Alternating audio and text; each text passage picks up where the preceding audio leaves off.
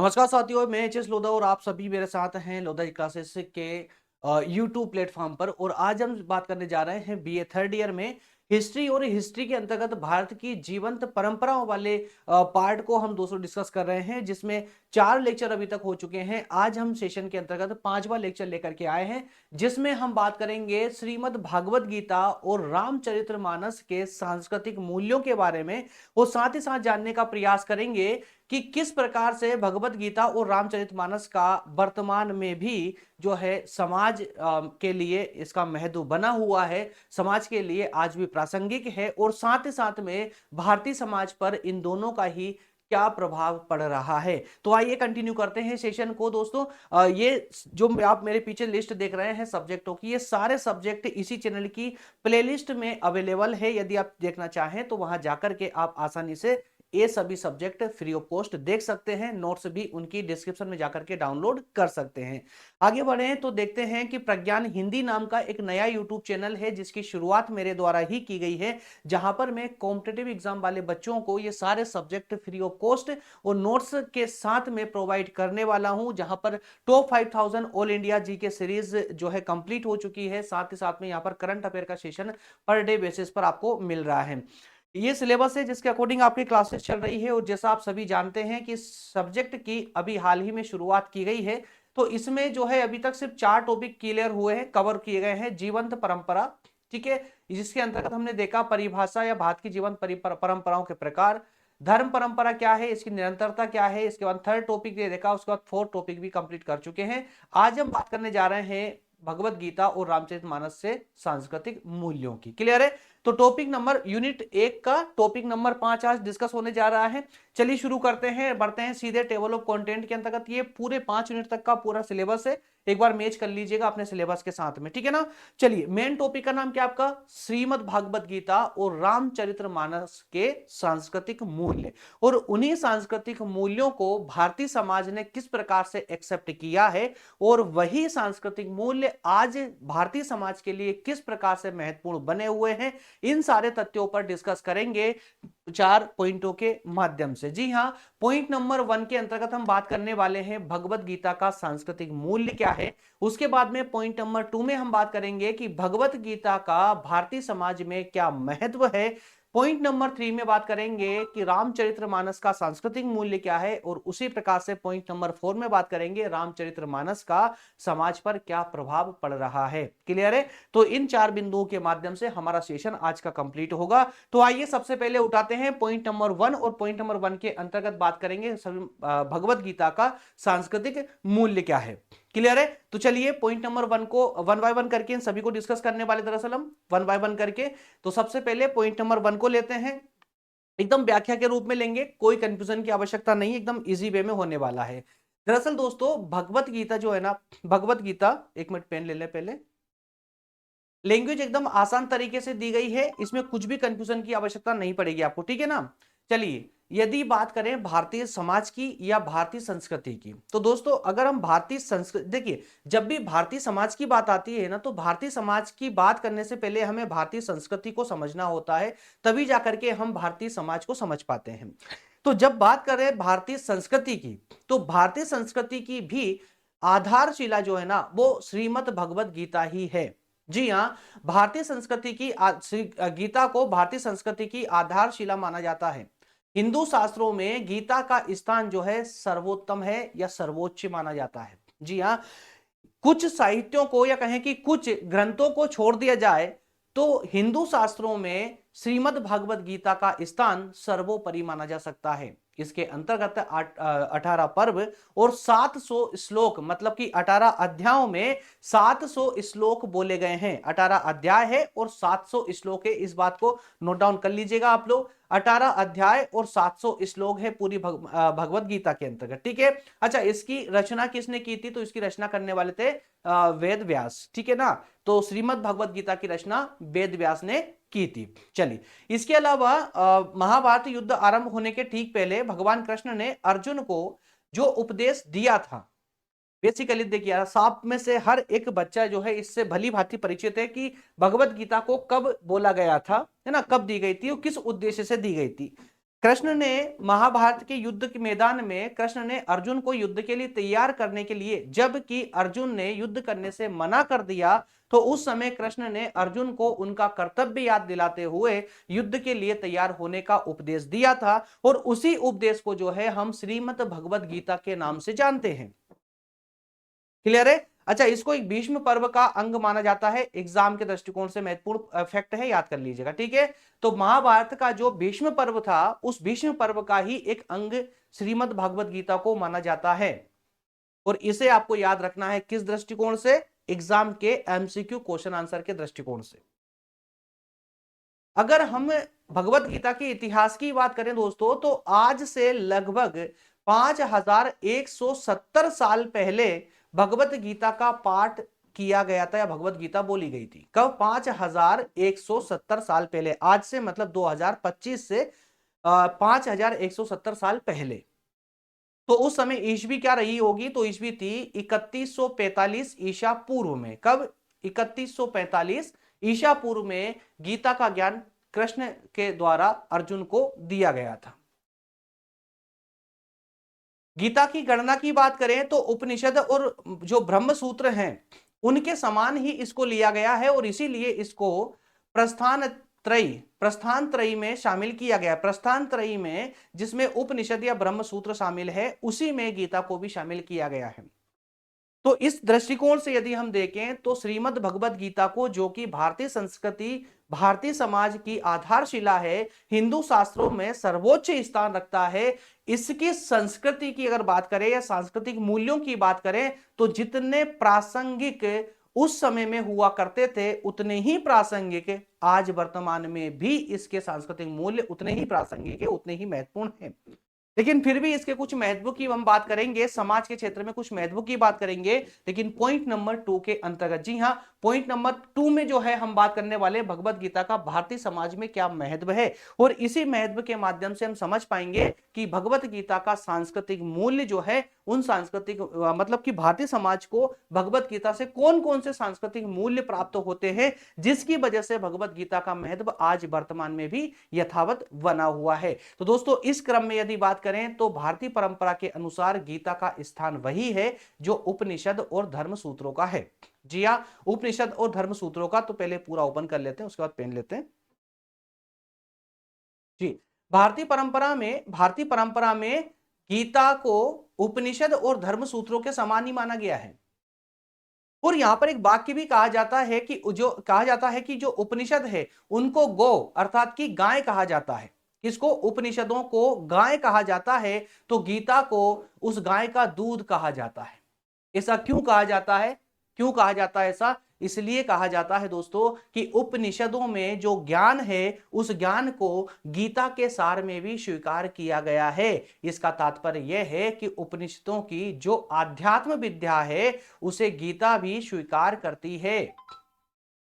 तो उपनिषदों की अनेक कई विधाएं हैं उपनिषदों की, कई विधाएं हैं जो गीता में देखने को मिल जाती है, भगवत गीता में देखने को मिल जाती है। जैसे भगवत गीता में संसार के स्वरूप के संबंध में अश्वत्थ विद्या मतलब कि कुछ प्रवचन कहे गए हैं, कुछ उपदेश दिए गए हैं कृष्ण के द्वारा अर्जुन को संसार के स्वरूप के संबंध में, और वो सभी उपदेश उपनिषदों में दिए गए उपदेशों या विद्या से हूबहू मैच होते हैं।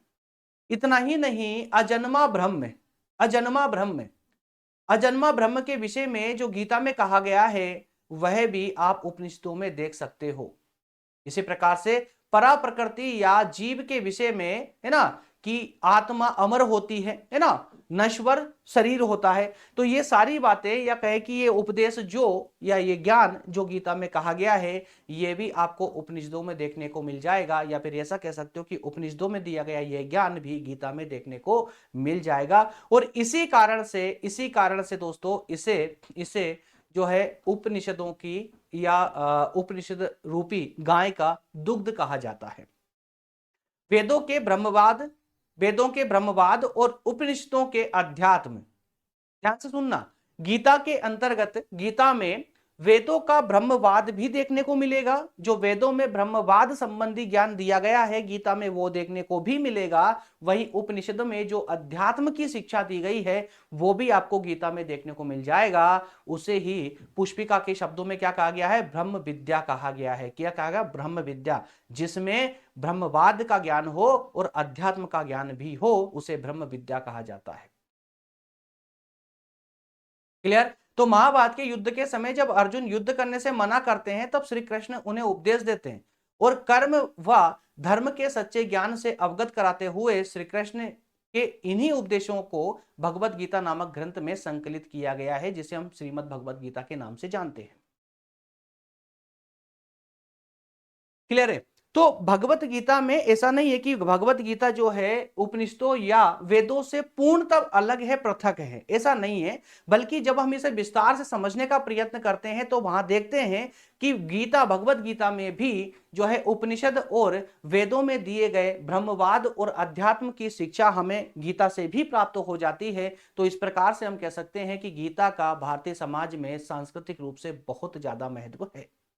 प्राचीन समय में भी बना रहा था और आज भी उसी प्रकार, उसी महत्व को हम आज भी देख सकते हैं।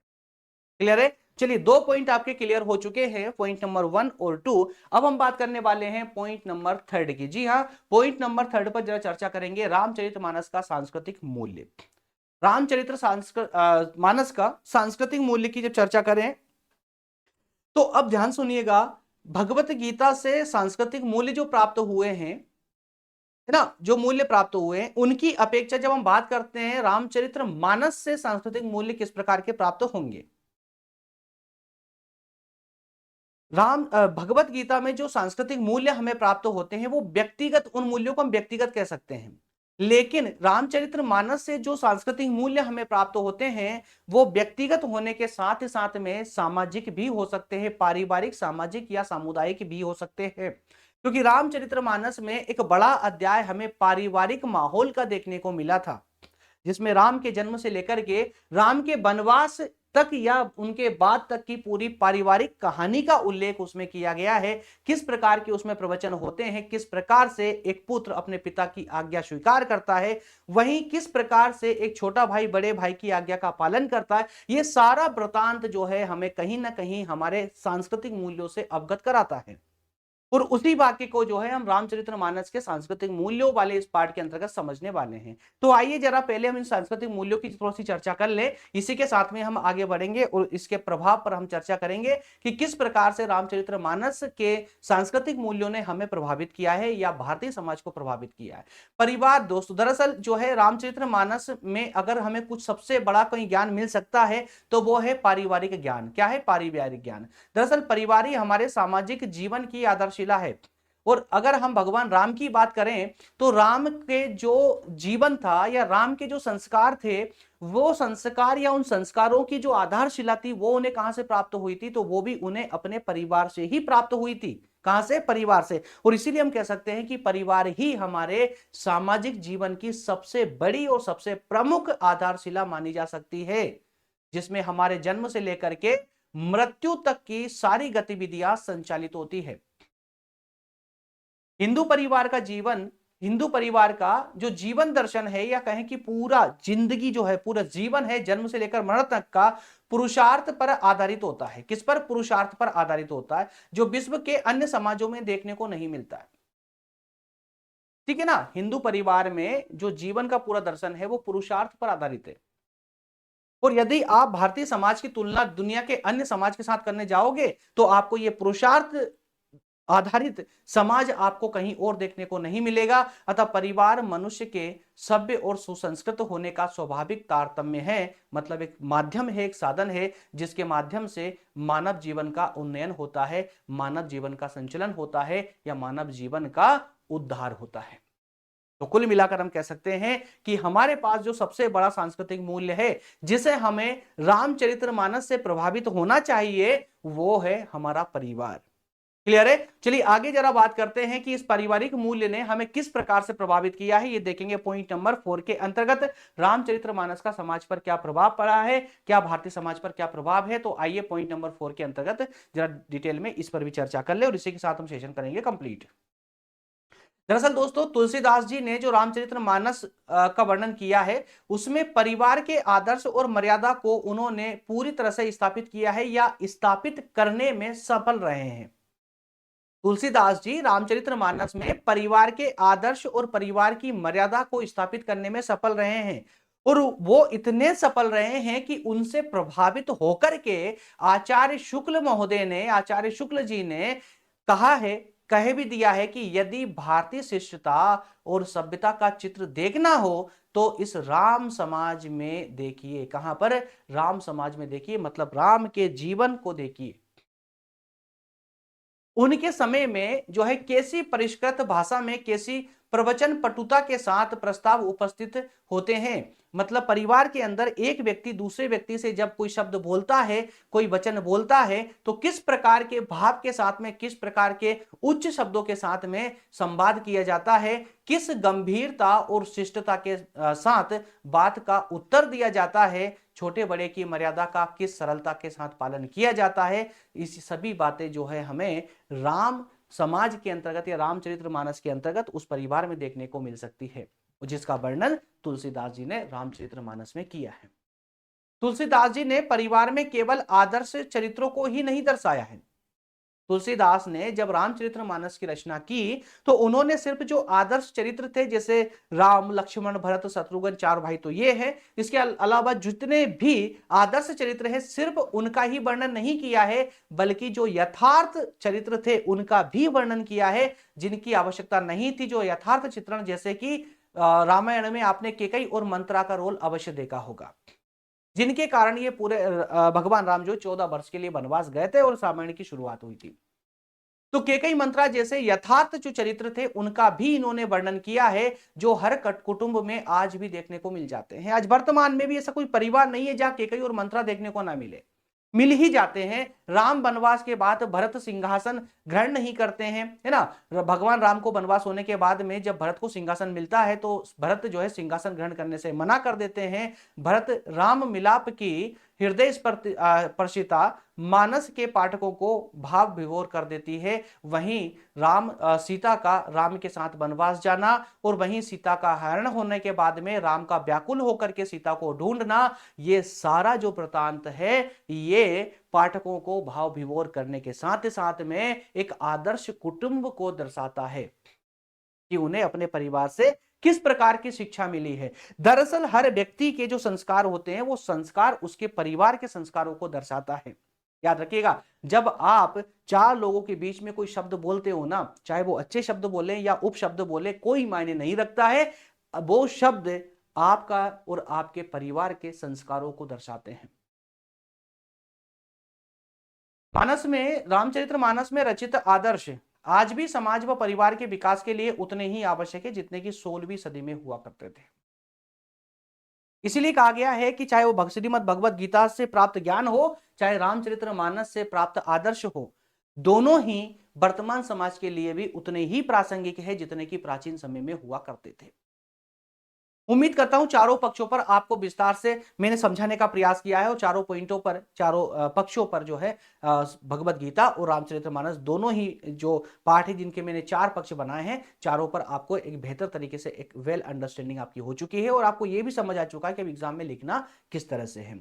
लेक्चर नंबर 6 में, मतलब कल वाले सेशन में हम बात करेंगे राजनीति, अर्थव्यवस्था और शिक्षा में प्राचीन भारतीय नैतिकता और परंपराओं का क्या प्रतिबिंब होता है। जो सिंपल वे में इस टॉपिक का नाम लूं तो प्राचीन भारत में राजनीतिक, अर्थव्यवस्था और शिक्षा प्रणाली क्या थी, दैट्स ऑल। तो प्राचीन भारत में राजनीति किस प्रकार की थी, प्राचीन भारत में अर्थव्यवस्था कैसी थी, प्राचीन भारत में शिक्षा प्रणाली कैसी थी, इन पर हम चर्चा करेंगे कल वाले सेशन में। दोस्तों सेशन यदि आपको हेल्प कर रहा है तो सब्सक्राइब जरूर कर दिया करें, लाइक कर दिया करें, है ना। तो सेशन को लाइक कर दें और सब्सक्राइब करके जो बेल आइकन है उसको भी प्रेस कर ले ताकि आप लोगों को नोटिफिकेशन ना, रेगुलर नोटिफिकेशन क्लास की मिल सके। मिलते हैं नेक्स्ट सेशन में। Thank you. हाँ, पीडीएफ की लिंक डिस्क्रिप्शन में दे दी गई है, आप चाहे तो डाउनलोड कर सकते हैं। Thank you so much.